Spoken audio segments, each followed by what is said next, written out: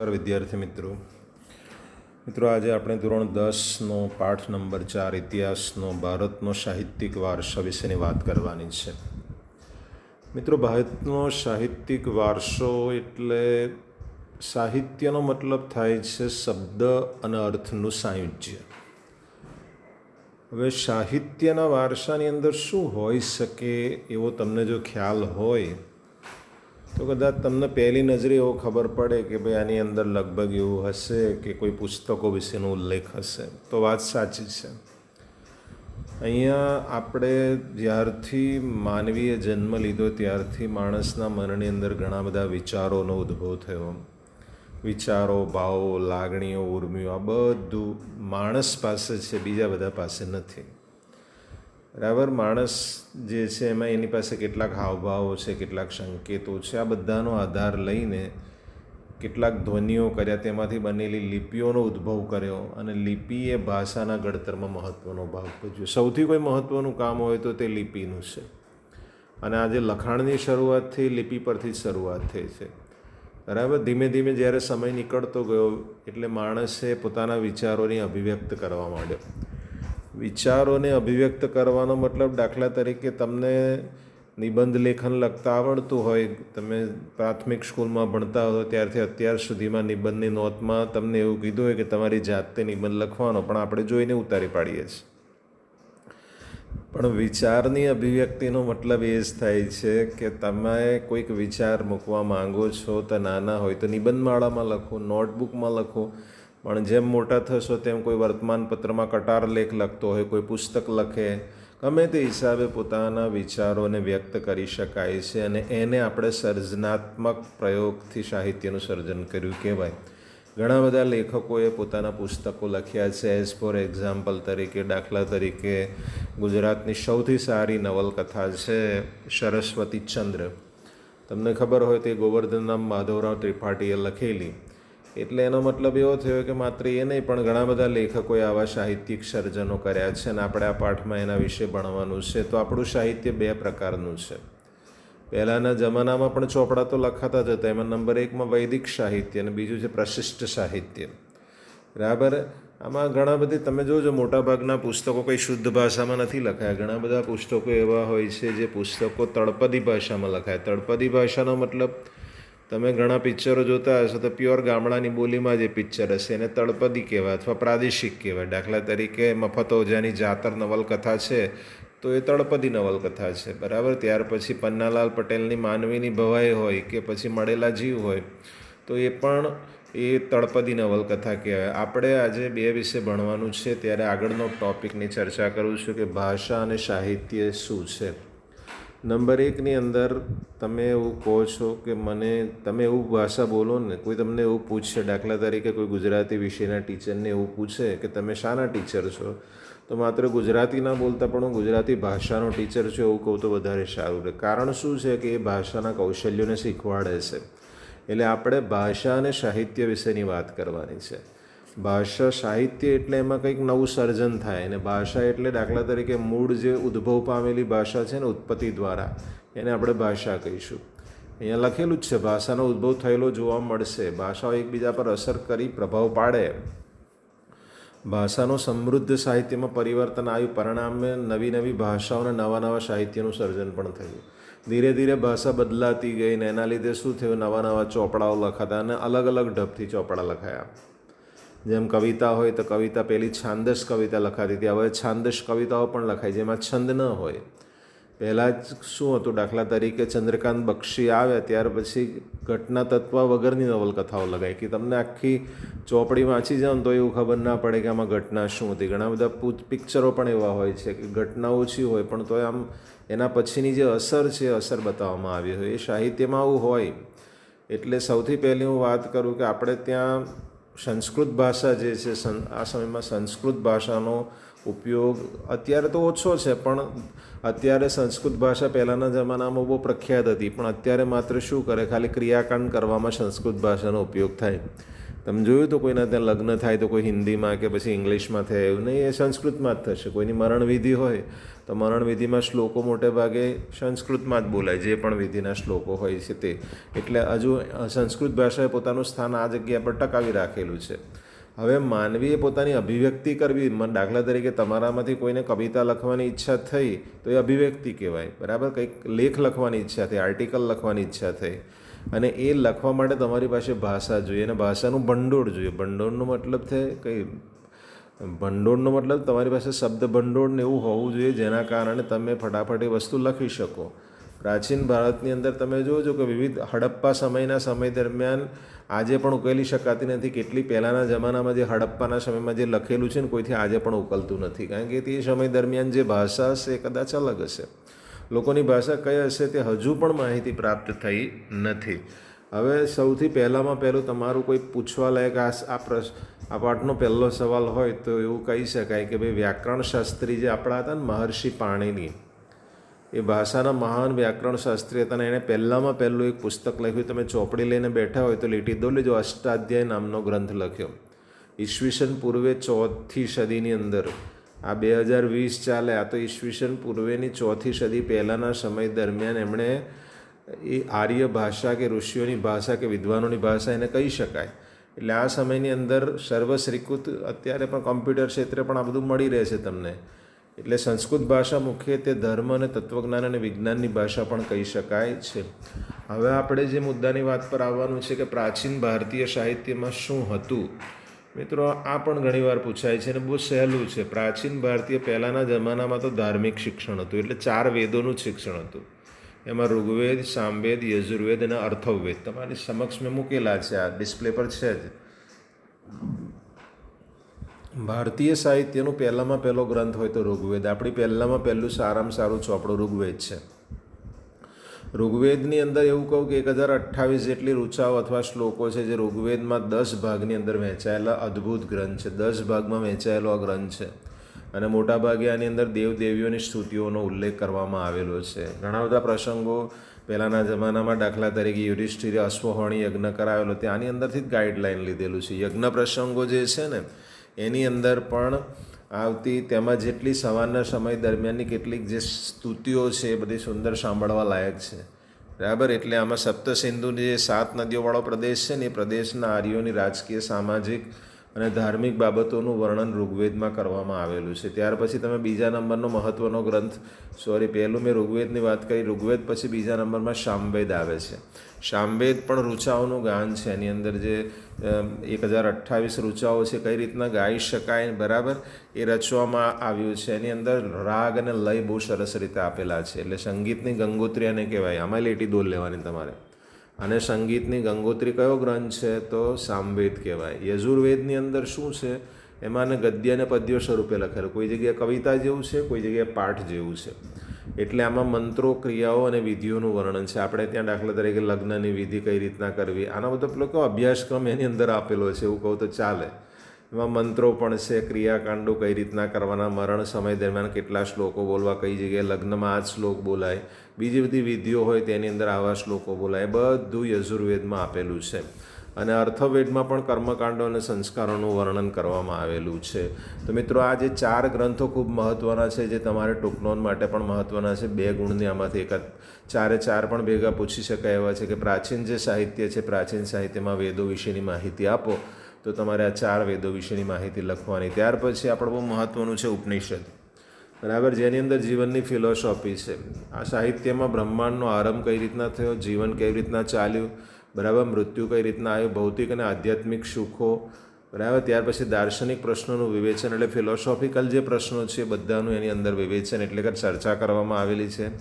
બૃહદારણ્ય હોય, છાંદોગ્ય શરૂઆત હોય, આ બધું ઉપનિષદોની અંદર મોટે ભાગે એના સંવાદો આપવામાં આવેલા છે.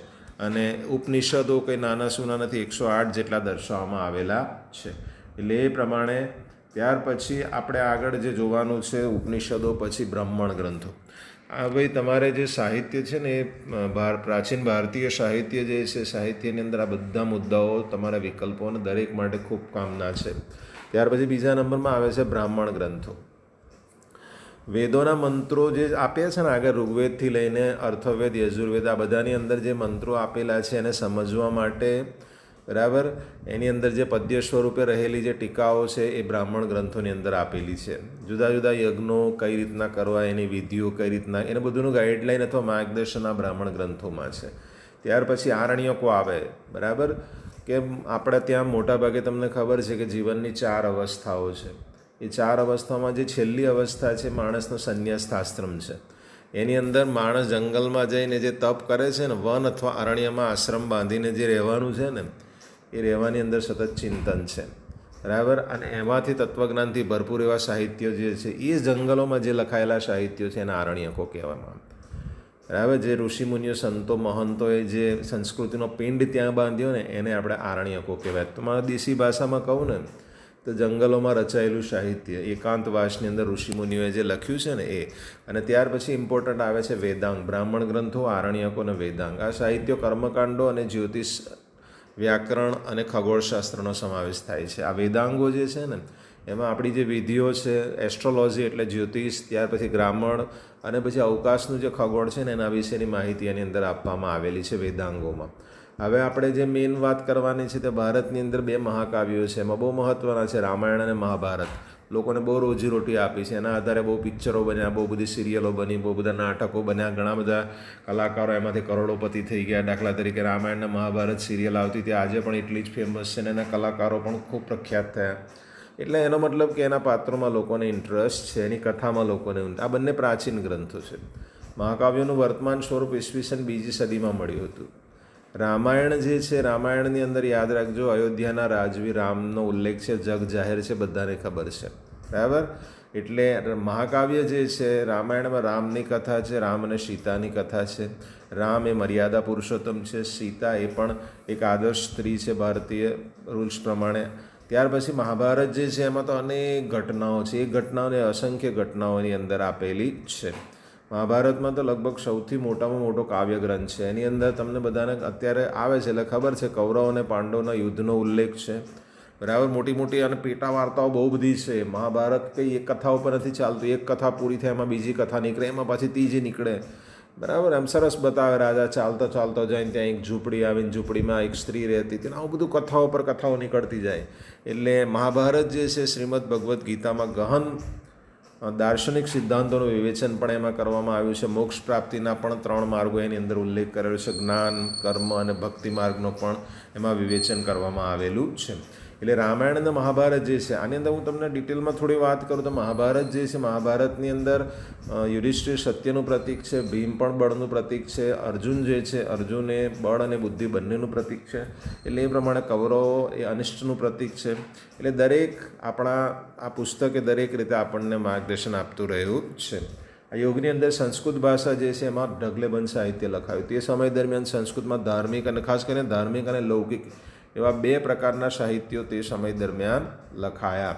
બંને પ્રકારની રચનાઓ એની અંદર થઈ. મોટાભાગે તમે જુઓ પુરાણોનો આરંભ જે છે વૈદિક ધર્મને સમજાવવા મુખ્ય ભૂમિકા ભજવી છે. એ સમયગાળા દરમિયાન શું થયું કે જુદા જુદા પ્રકારના શાસ્ત્રો સ્મૃતિ ગ્રંથો વિજ્ઞાન તત્વજ્ઞાન બરાબર અને વહીવટી વિજ્ઞાનની કૃતિઓ પણ કેટલીક લખાઈ. એમાં ગણિત અને વિજ્ઞાનને સંબંધી પણ ઘણું સંબંધિત શાસ્ત્ર ગ્રંથો પણ લખાયા હતા. સ્મૃતિ ધર્મ અને અનુમોદિત કર્તવ્યો રિવાજો નિયમો ઘણું બધું આ લખવામાં આવ્યું હતું. હવે આ વાત થઈ આપણે શું કે મહાભારત અને રામાયણ ત્યાર પછી સ્મૃતિ ગ્રંથો લખાયા. આ બધી વાતોનો અંદર એના કાયદા કાનૂન રિવાજો નિયમો ગણિત વિજ્ઞાન બધા વિશેની વાત થઈ. ત્યાર પછી આવે છે બહુ મહત્ત્વનું બૌદ્ધ સાહિત્ય. આ ઘણીવાર પૂછાય છે તમે કોણ બનેગા કરોડપતિ જોતા હોય તો એકવાર સવાલ પૂછાય એટલે કે બૌદ્ધ સાહિત્ય કઈ ભાષામાં લખાય તો અહીંયા તમારી પહેલી લીટીમાં લખેલું જુઓ પાલી ભાષામાં બરાબર. એટલે આ સાહિત્ય મોટેભાગે 3 ભાગોમાં વહેંચાયેલું છે. આ પણ ખૂબ યાદ રાખવા જેવું છે. એને 3 ભાગોમાં વહેંચેલું એટલે એને ત્રિપિટક તરીકે પણ ઓળખવામાં આવે છે. હવે ત્રિપિટકમાં કયા કયા ત્રિપિટકો આવે એ પણ જોઈ લો. નંબર 1માં જેમાં સૂત જે છે સૂત્ર એટલે પહેલું પિટક છે વિનય પિટક બરાબર. પહેલું સૂત્ર પિટક વિનય પિટક અને અભિધમ પિટકનો સમય. આ 3 ત્રિપિટક આ 3 પ્રકારના ગ્રંથો પાલી ભાષાની અંદર લખાયા. સૂત્ર પિટક વિનય પિટક અને અભિધમ પિટક એ બૌદ્ધ સાહિત્યના 3 મહત્ત્વના ગ્રંથો છે જે બૌદ્ધ સાહિત્ય ગ્રંથો પણ કહેવામાં આવે છે. એ સમય દરમિયાન ગુપ્ત યુગને સંસ્કૃત કાવ્ય અને નાટકોનો વિકાસનો સુવર્ણયુગ એટલા કારણે કહેવાય કે એ સમય ગુપ્ત યુગની અંદર બહુ બધા સંસ્કૃત નાટકો લખાયા અને મહત્ત્વના નાટકો લખાયા, બહુ બધા, ઘણા બધા. દાખલા તરીકે હું તમને નામ આપું તો કાલિદાસ જે છે, કાલિદાસે તો એટલા સરસ નાટકો લખ્યા છે. દાખલા તરીકે કાલિદાસનું કુમાર સંભવ, રઘુવંશમ હોય, મેઘદૂત હોય, ઋતુસંહારમ હોય, ને અભિજ્ઞાન શાકુંતલ તો સૌથી પ્રખ્યાત. ભારવી, ભર્તુહરી, બરાબર, બાણભટ્ટ, માઘ ઇત્યાદિ. સ્વપ્નો આશવદત્તમ જેવું માઘે લખ્યું, બરાબર. ત્યાર પછી ઘણા બધા, બાણભટ્ટે કાદંબરી લખી. ત્યાર પછી હર્ષચરિત્ર, સમ્રાટ હર્ષવર્ધનનું જીવનચરિત્ર લખ્યું. બાણભટ્ટની મેં તમને કાદંબરીની વાત કરી, બરાબર. ત્યાર પછી ભવભૂતિએ ઉત્તરામ ચરિત્ર લખ્યું. ભારવીએ કિરાત અર્જુન્યમ લખ્યું. ત્યાર પછી વિશાખા દત્ત જે છે એણે મુદ્રા રાક્ષસ નામનું નાટક લખ્યું, અને શુદ્રકનું મૃચ્છકટિકમ અને દંડીનું 10 કુમાર ચરિતમ. આ સંસ્કૃત ગુપ્તકાલીન યુગની અંદર સંસ્કૃત સાહિત્યનો ભરપૂર વિકાસ થયો. આ કારણ પૂછાય છે કારણ કે સુવર્ણયુગ એટલે કહેવાય કે આ બધા નાટકો જે છે ગુપ્તકાલીન યુગમાં લખાયા.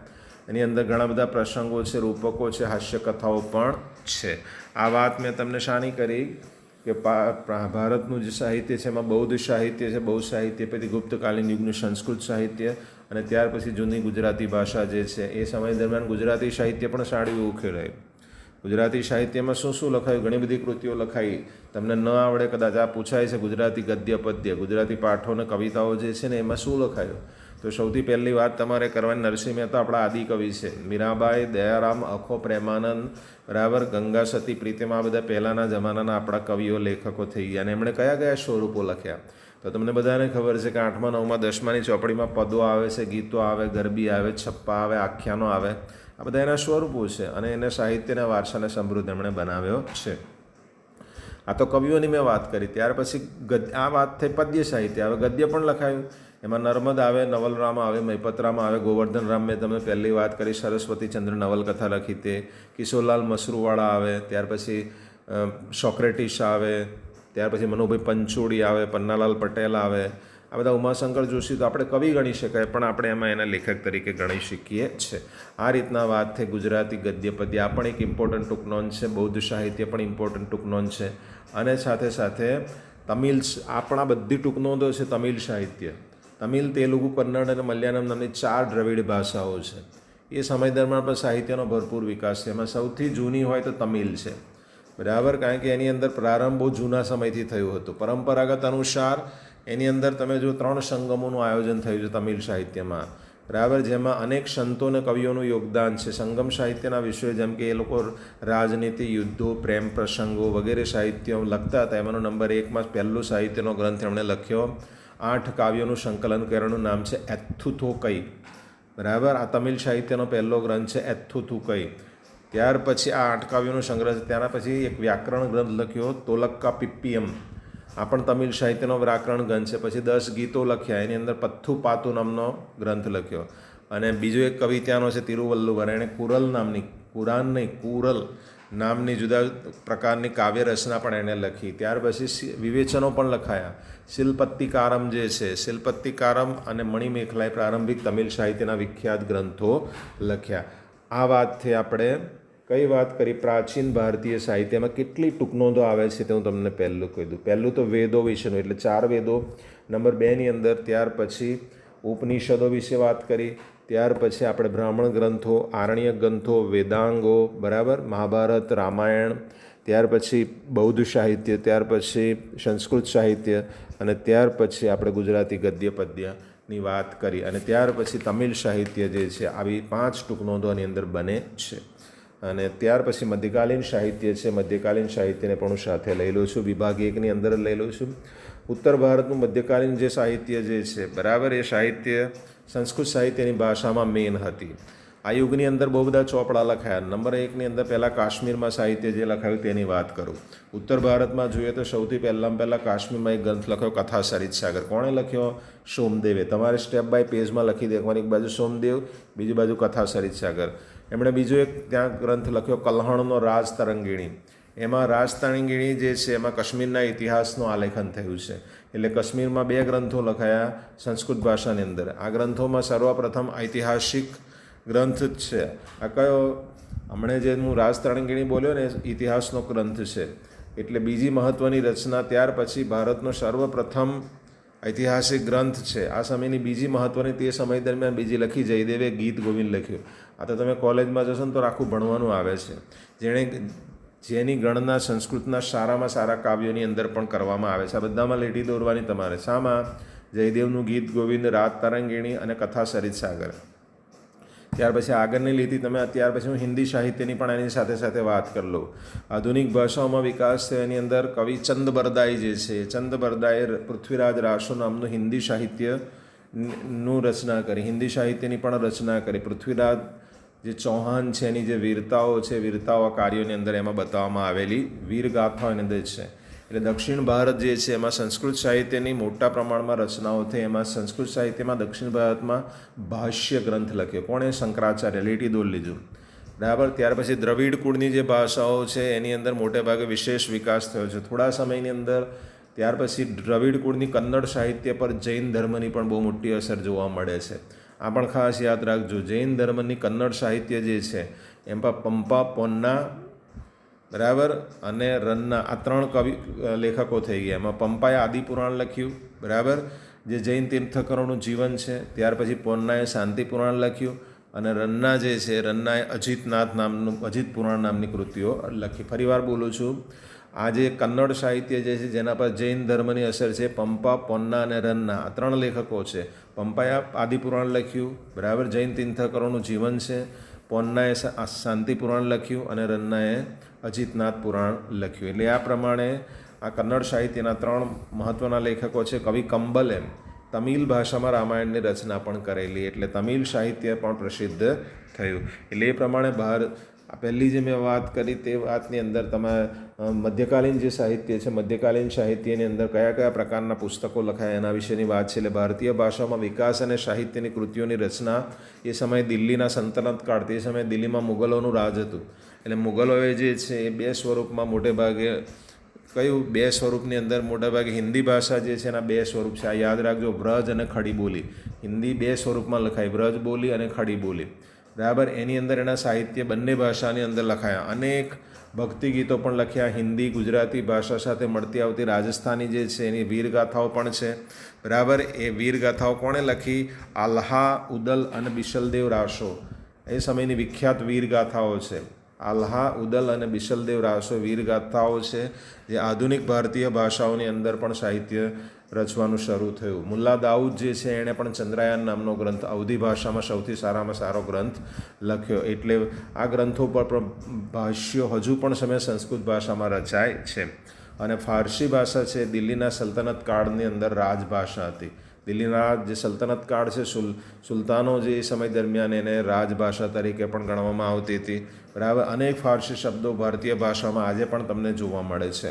ઇતિહાસકાર જે છે એમાં સૌથી પહેલો જિયાઉદ્દીન બર્ની, એણે એક પુસ્તક લખ્યું તારીખે ફિરોજશાહી નામનું.